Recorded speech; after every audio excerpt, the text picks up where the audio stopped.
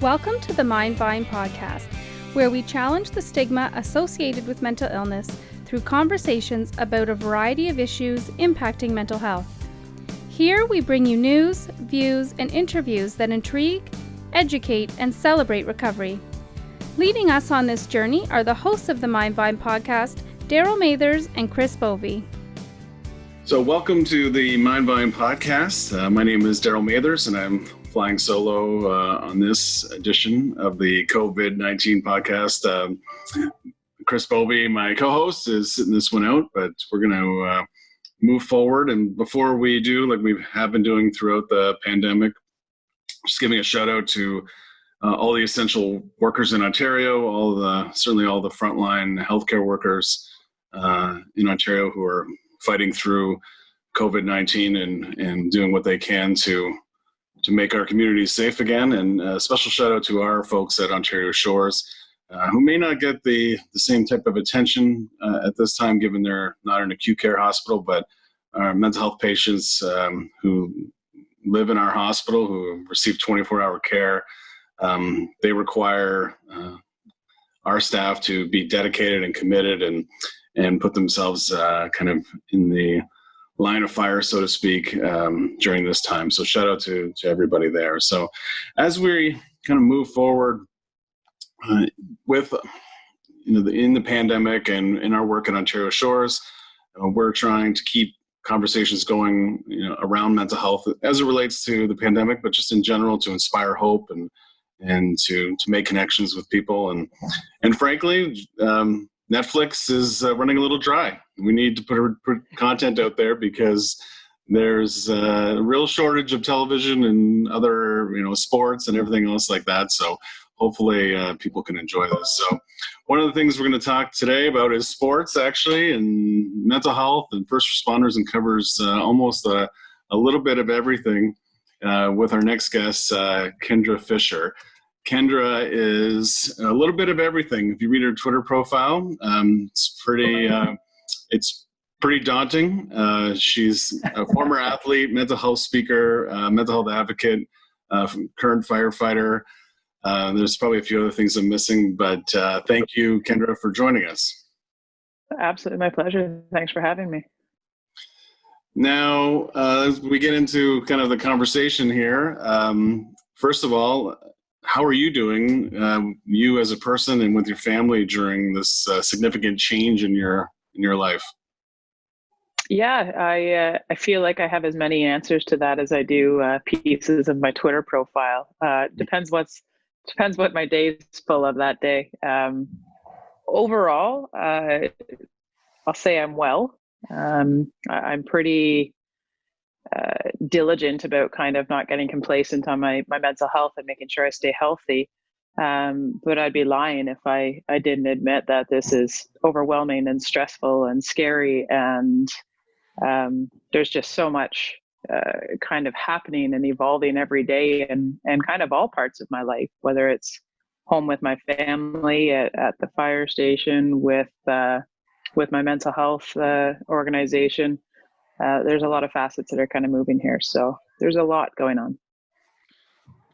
During this time, I think we're at the point in the evolution of the pandemic where there is a big focus on mental health.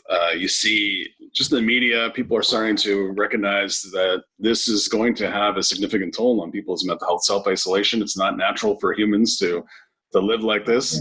And I think the one thing that's kind of missing in terms of maybe a conversation in the media and maybe in what our political leaders are addressing as well, is that this is, I would think, fairly significant for somebody with existing mental health issues, right? Like somebody that already has to worry about anxiety and depression or whatever the case may be.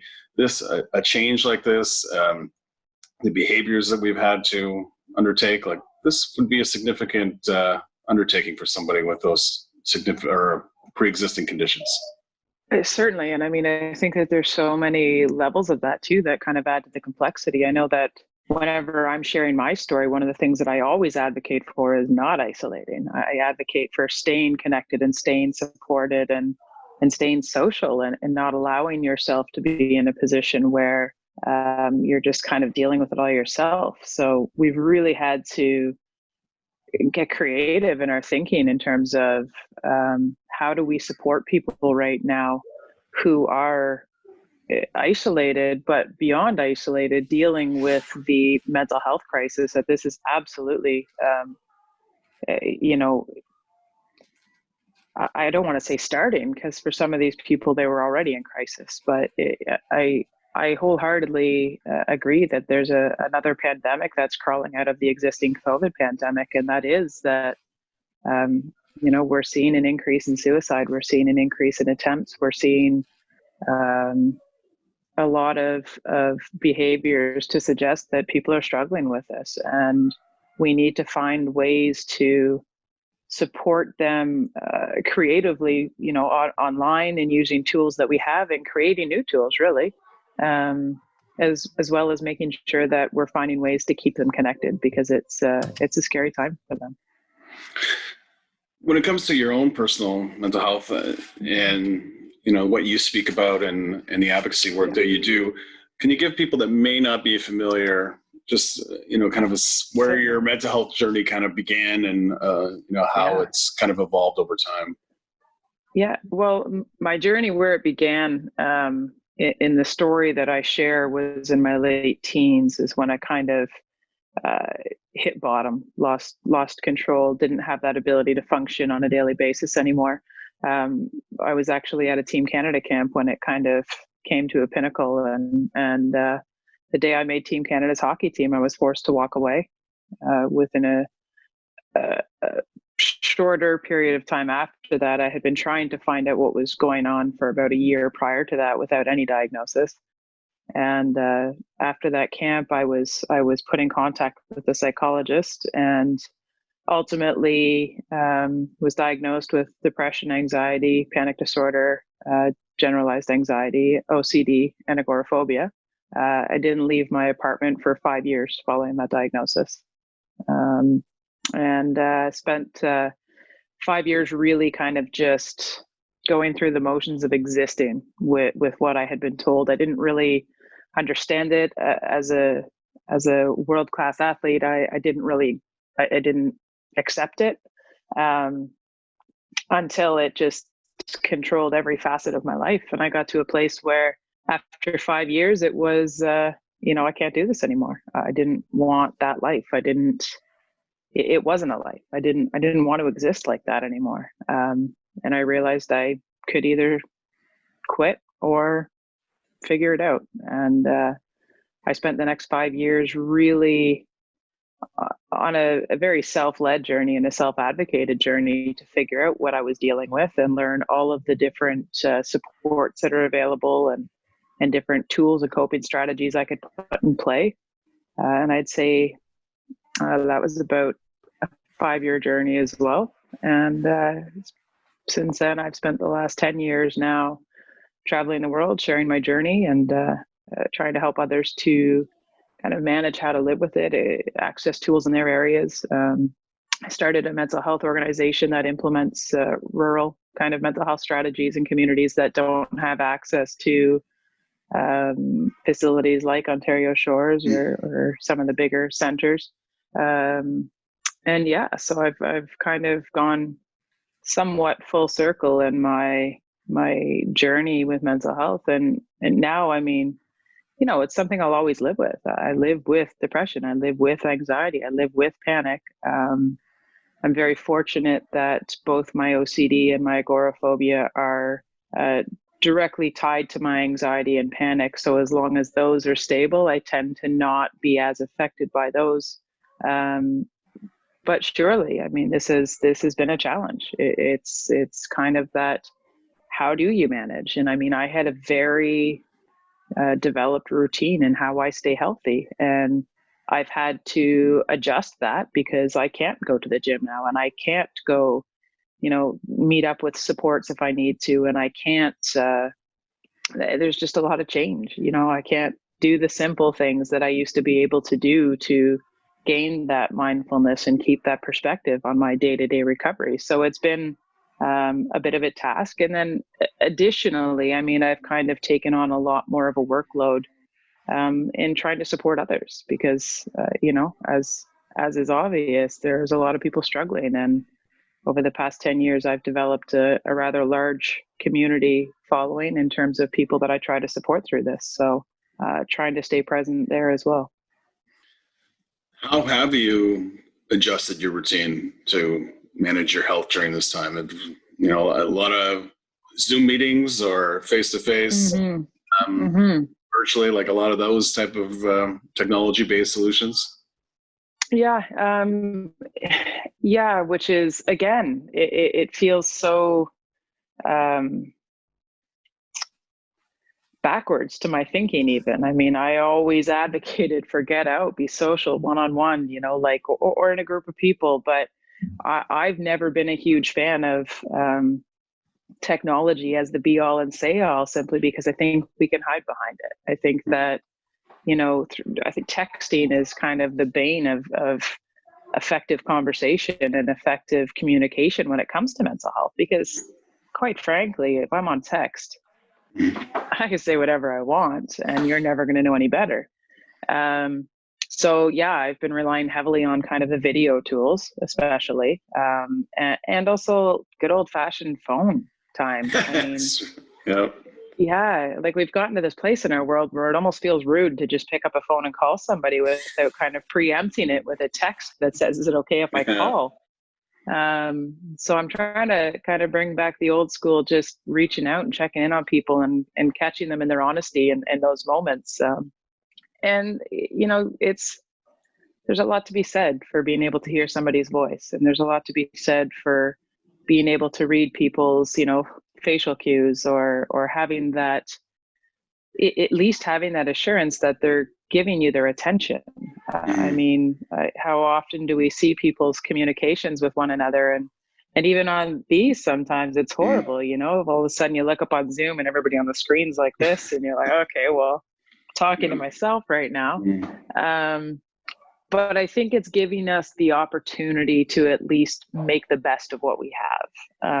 And so definitely arranging actual social gatherings with people. I mean, arrange a coffee date, arrange a dinner date, sit down, have a coffee with your friend, no different than you would in a restaurant, and make those plans. Don't just, don't chance it. Don't just kind of leave it up to, well, if I can make it work, I can make it work. Actually make the plans. I mean, tonight, I know for a fact my wife has a coffee date with a buddy of hers, and the kids are mine at 7:00. No different than if she went out to the local coffee shop and wasn't here. And I think that that's important too, to make sure that we are feeling some semblance of purpose in our days. I think that we run the risk of just kind of complacently not getting changed in the morning, not making your bed, maybe get up, maybe don't, eating junk all day, not putting a lot into, proper meals, not allowing your day to be kind of assigned different tasks, and give yourself a feeling of accomplishment at the end of the day because you've actually completed something. And it doesn't have to be earth shattering. It doesn't have to be profound. It can be as simple as, my goal today is to shower, get dressed, make my bed, have 3 decent meals, not spend more than an hour or two on TV or video games or whatever your vice is. Practice mindfulness, practice deep breathing, connect with somebody, do something to get some fresh air. And if you're in a position where you can't get outside, open your window and sit by the window. I mean, there's just value in really trying to keep some semblance of your routine and your strategy. I mean, I've also ordered gym equipment so I can work out in my basement. I've made sure that I'm building those things into my day, and I make sure you get the right amount of sleep. It's so simple to just kind of let that go and stay up late watching movies and pass out when you want and wake up, and sleep matters. I mean, we have to keep in mind the simple things and the basics that really affect our mental health, and pay attention to that. Just to your point about making time for each other virtually, and your your wife's coffee date at 7:00. And when this first started, on a personal note, my friends of mine I haven't talked to, in quite some time. We don't live close together anymore. And they sent me this link to do this video chat at like 9:00, like have a drink with us at 9:00 virtually. I'm like, this is ridiculous, right? Like, but because it was early on in the pandemic, so I wasn't necessarily, missing the world as much as I am right now. Yeah, but, you didn't need it yet.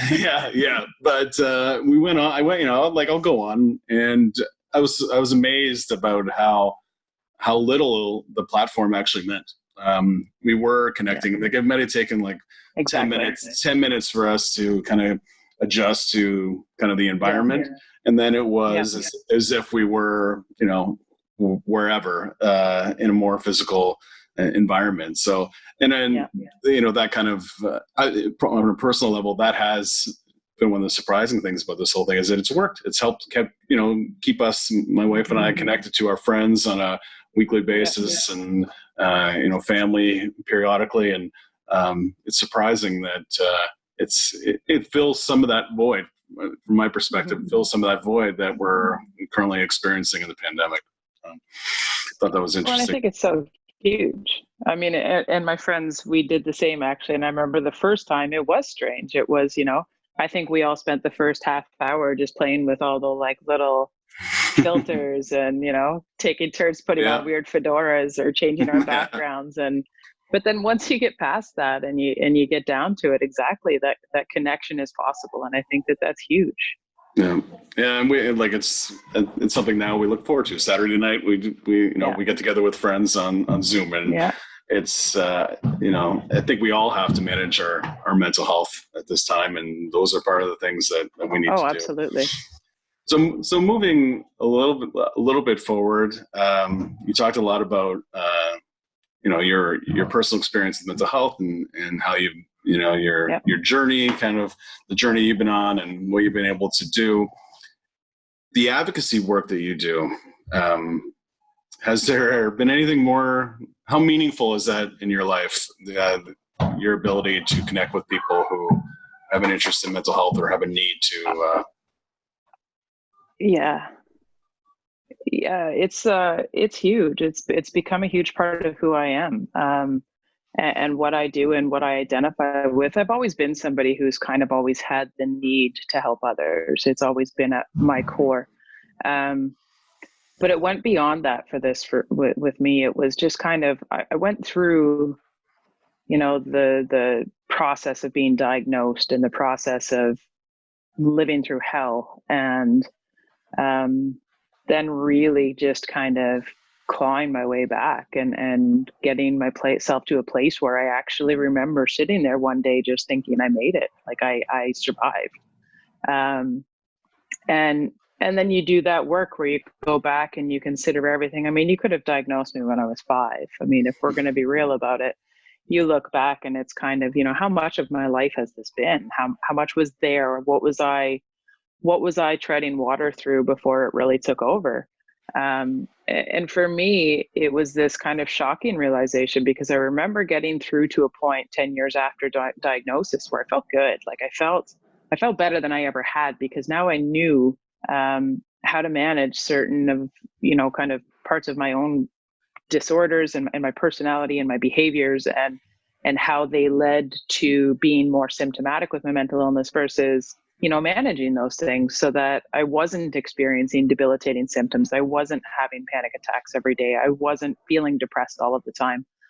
And I think I remember in the beginning, the thing I was most proud of was that nobody knew. I had gotten through this just lying about why I disappeared. And I just kind of fell off the edge of the earth, and nobody really knew why.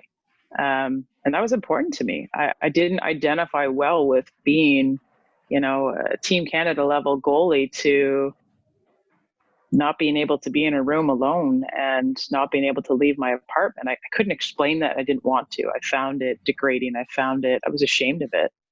And it unfortunately took the suicide of Darren Richardson at 14 years of age to kind of put me in a place where I had a whole new perspective. And that perspective was I was part of the reason. I was partly to blame. I was part of the silence. I was part of the group of people who were successfully living with this, but doing so quietly because that better served me. I could continue to kind of be that great athlete and that outgoing person, and nobody had to know. Nobody had to know the truth of, what the other parts of my day looked like, or what the other 10 years of my life looked like. And I just remember being shattered by that. I remember being completely shattered by the fact that I knew my silence was hurting others.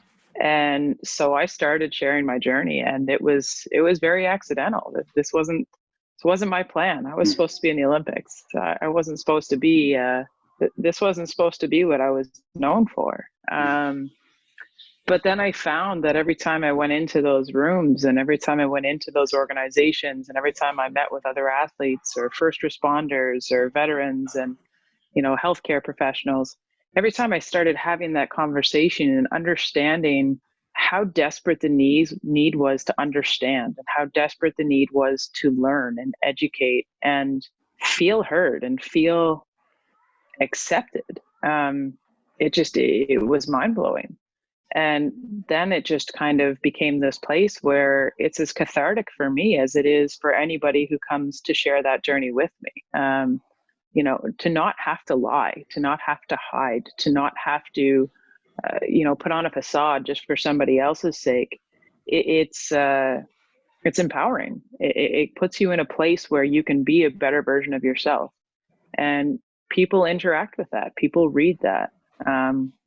And so now it's a matter of, I can't know what I know and not share that journey. I can't relate as easily and as well as I do to somebody who can't imagine making it to tomorrow. I can't have that knowledge and that emotion in me and not reach out and hopefully allow that person to find a way to tomorrow and start over and find that place where they can really understand that, it takes work. I don't ever profess that this is simple. This is a complex illness, and it's complex to learn what routine is going to be the right routine for you.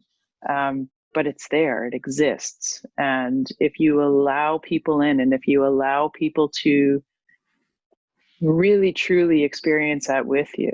I mean, not everybody can help you. I don't even profess that I can help everybody, but what I can do is, in that moment when you're terrified to be alone because you don't feel safe, I can fill that space. I can be in that space. I can accept that that's uncomfortable and horrible. And if all you need me to do is sit on the other end of that couch and make sure that you're safe until that kind of level of crisis passes, I can do that. Anybody can do that if they're willing. And that's really what I want people to understand. This is a community, this is a community approach. This is something that's going to require community support. It's a global crisis, but what we can affect immediately within ourselves, everybody has that. And that's what it's become for me. I can't know, I can't understand and not participate. That's a failure to me. I guess as a result of your participation, your desire to be so upfront and honest about your journey, is that's a huge part of your identity now, right? Like you Google Kendra Fisher, and you eventually find out that you were a Team Canada level hockey goalie, right?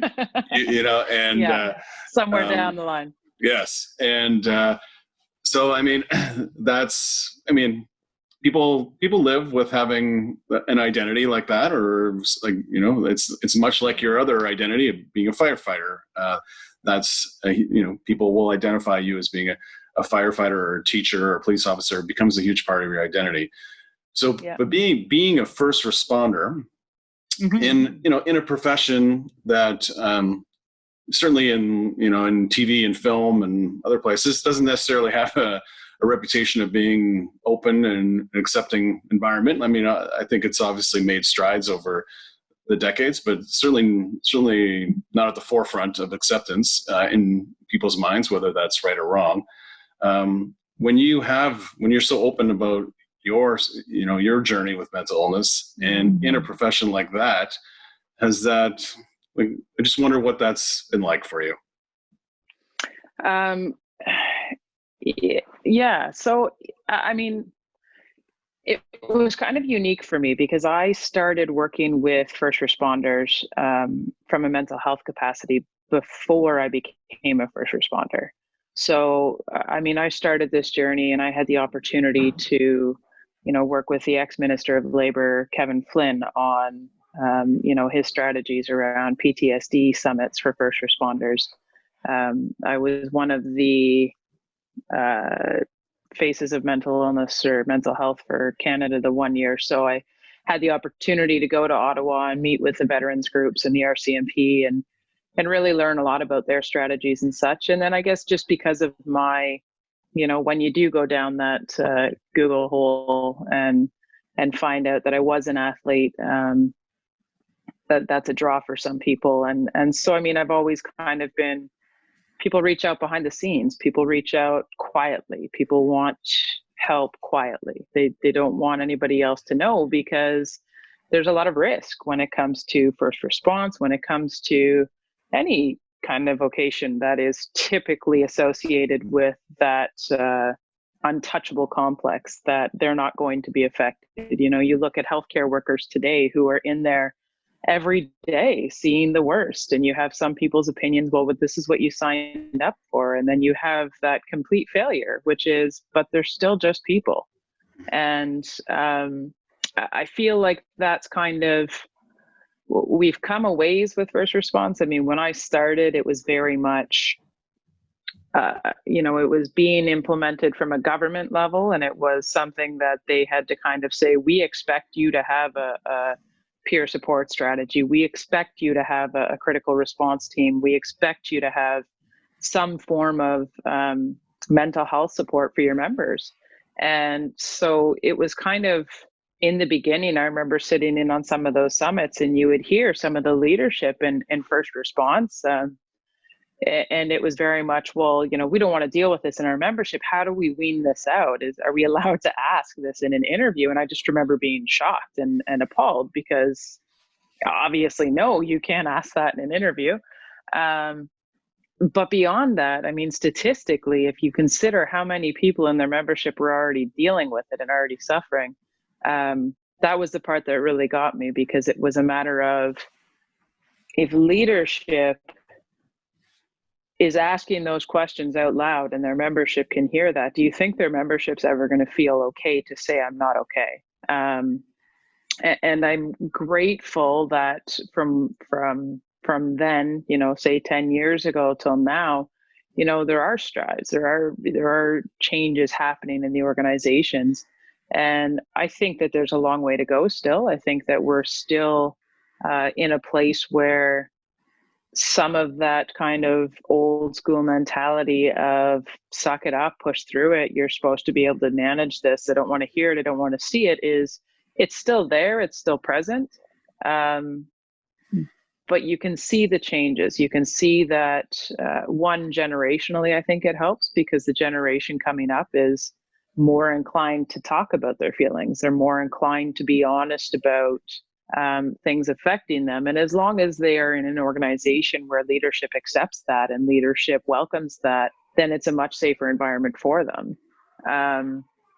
But yeah, I mean, there's obviously always work to be done. I look at organizations like Toronto, for instance, where you've got, Chief Peg out there who openly advocates for mental health and shares his journey. And I think that that's huge. And that's kind of always where my, when I'm consulting with departments or when I'm consulting with any organization, really, that's my messaging is, it has to start at the top. It has to start with the leadership, and it has to be action. It can't just be words. It can't be, here's your employee assistance program, it's available to you if you ever need it, and moving on. It has to be, you're willing to sit down and participate in those discussions. You're willing to check in. You're willing to show that it's okay to be affected. And I mean, I think I think there's kind of an underlying, I know in fire, there's kind of that underlying sense of family where, after a call, you go and you sit down around the kitchen table and, you work through it. And I think that there's enough people now in the department that kind of check in on each other. It might not be, vocal. It might not be out there for everybody to see. But I like to think that we're at a place now where there's enough people who understand the impact that, what first responders and what frontline healthcare workers, what they're being faced with every day. It can't not impact you. It doesn't matter who you are, it's impacting you in some way. And perhaps you're somebody who has a very good coping strategy and somebody who has a very good support strategy or just manages it very well, and that's excellent. But there are people who don't, and those are the ones that we need to watch out for. Just switching gears a little bit. I know, we mentioned a couple times about your life as a hockey player, as a goalie, and I don't know if you're about to be a goalie joke. No, I don't have any I'm not funny enough to have goalie jokes. Okay, good. There's a couple things I'm just curious about.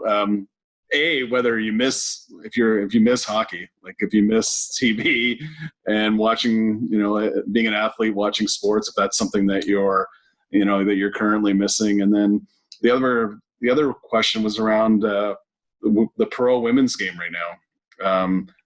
You're gonna make me go there, right? Well, I That's looking okay. back, It's okay. Looking back, you played in a boys system primarily, right? And and then now I'm sure you can take a lot of pride in the fact that girls growing up playing hockey have so many more choices than you did growing up. But this seems to be like whatever side of the fence you sit on, or if you're in the middle, this seems to be a gap, I guess, in the system one way or another. And just wondering where you kind of sit on that.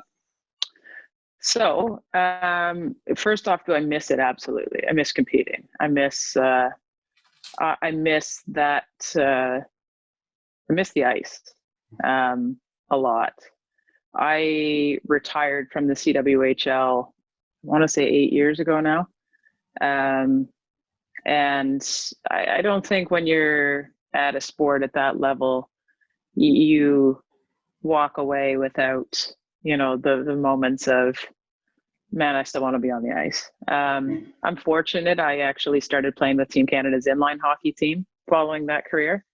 So I've been able to participate at a world level right up till last year. So I haven't completely lost that. And it was kind of cool, actually. I mean, when I left the CWHL, I left because I'd gotten to a place where managing where this was going and keeping up a schedule at a professional level of women's hockey without pay, having to hold a full-time job, getting married, knowing there was going to be a family, it's not feasible. You can't you can't put 5-6 days a week into a sport and maintain that while you're trying to maintain everything else, which is, I guess, the most obvious argument around what's happening with the women's sport right now.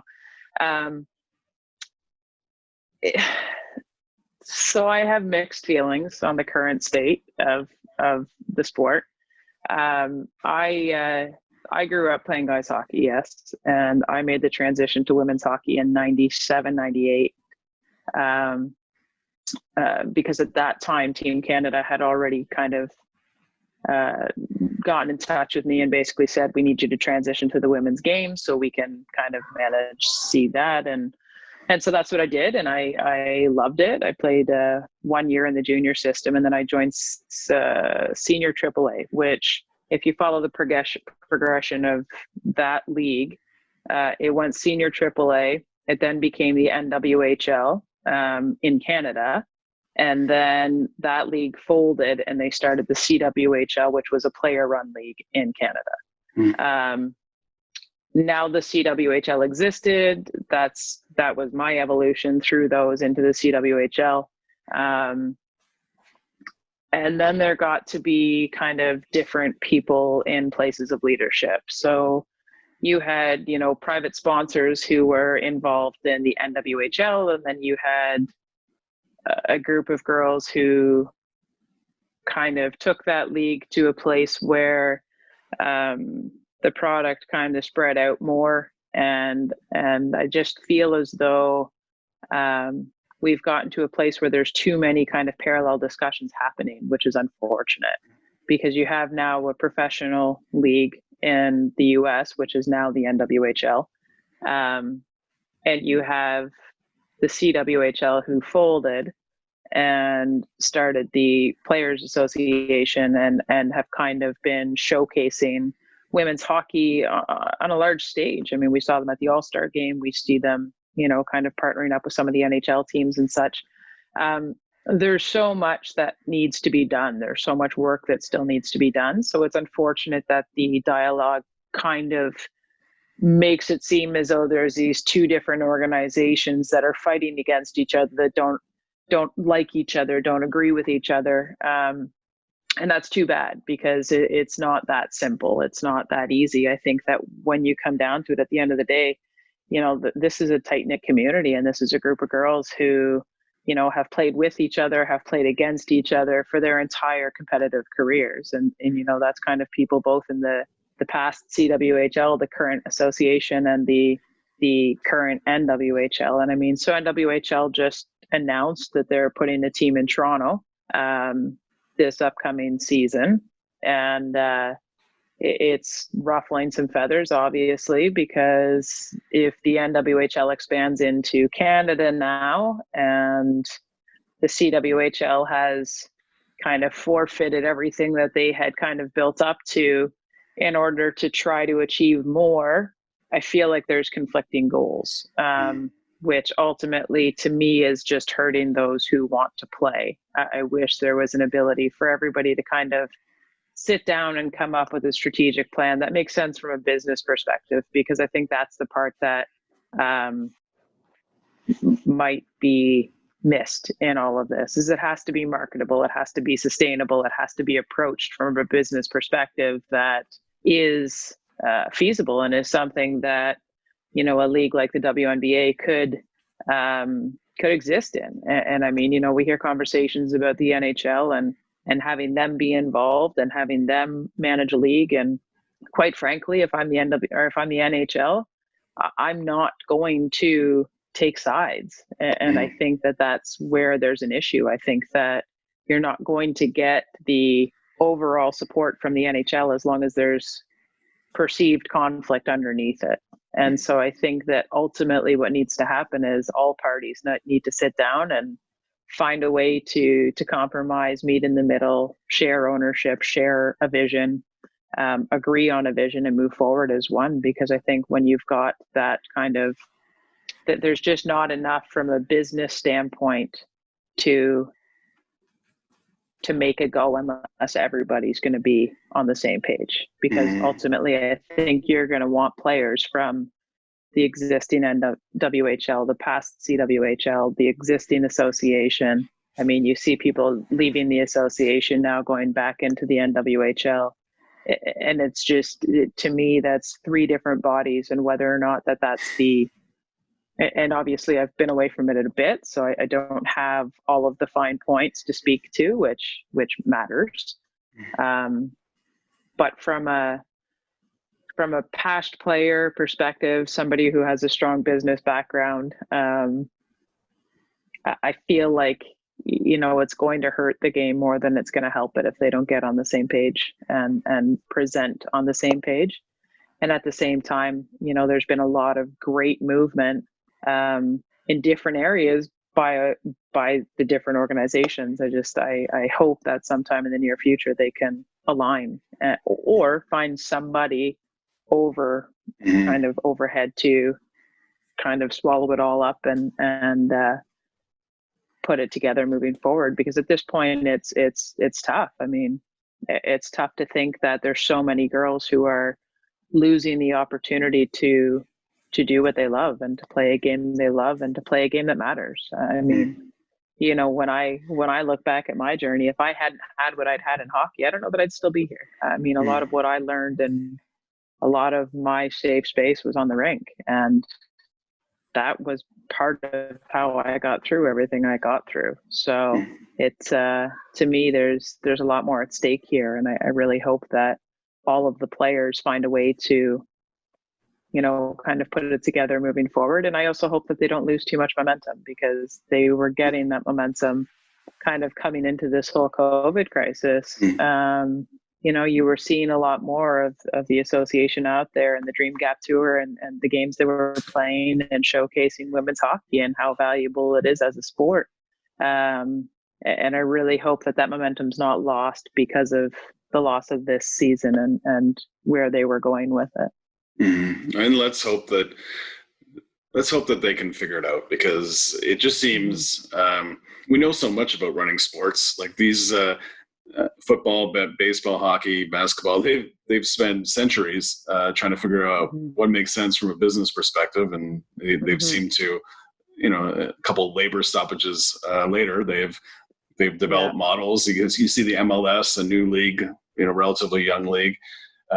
We know so much about what it takes to run a professional sports league, and so hopefully they can, because there's so much, like you're right, there's so much buzz and hype when every 4 years when it's Canada, USA, and even the World Championships and different things, like there's so much interest at that level, and because they're not working together, whoever's right, wrong, or indifferent, whatever the case may be.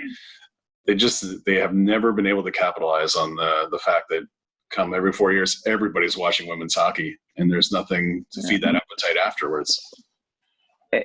And I think that was always part of the risk of having a more player-centric model, was if you are relying only on the players from Team Canada and Team USA to be your market value and to be your business case, you're losing them for a year of centralization every year. And you're losing them to the Olympics and to the Worlds, and as you should be. I mean, I'm not suggesting they shouldn't be playing in those tournaments. Obviously, they should be, but there also has to be a model that's sustainable when those players are gone. And I think that was part of the catch when it was, fighting for that equality. And then there's so many loopholes you have to consider as well, because then you're trying to pay athletes. And if you're paying athletes, what does that do to those who are carded through national sport? Are they still eligible for the money they're getting? So then you're making decisions based on two different standards. We want to pay this girl who's never going to be on the national program, but certainly has earned her place in this league, but we're not paying her enough for the national players to agree to it, because then they lose their carding. And so, I mean, I think there's so many underlying conversations there that have to be considered. And it's tough because the optics of it from an outside perspective, exactly, you're right, is it from the outside perspective, if you haven't had the knowledge or the conversation with people who are privy to that information, it does look like a lot of people just kind of butting heads and not making it work. And it's unfortunate, because there's a lot of great people in there who all have the right motives and all have the right, end goals, I think. But until they kind of sit down and try to arrive at those goals together, I think we're breaking apart a product that has to exist as a whole to be successful.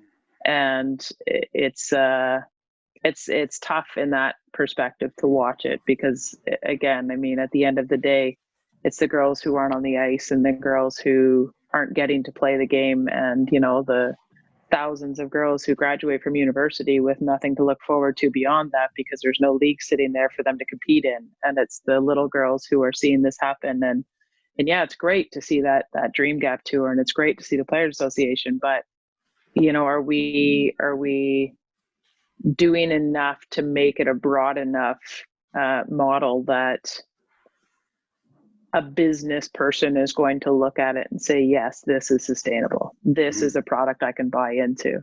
Or are you buying into something that ultimately fails every 4 years because you lose X, Y, Z? What you sold them on, yeah. Yeah, so it's tough. I mean, and it's tough too because the argument again is there. I'm a prime example of somebody who would have loved to have kept playing.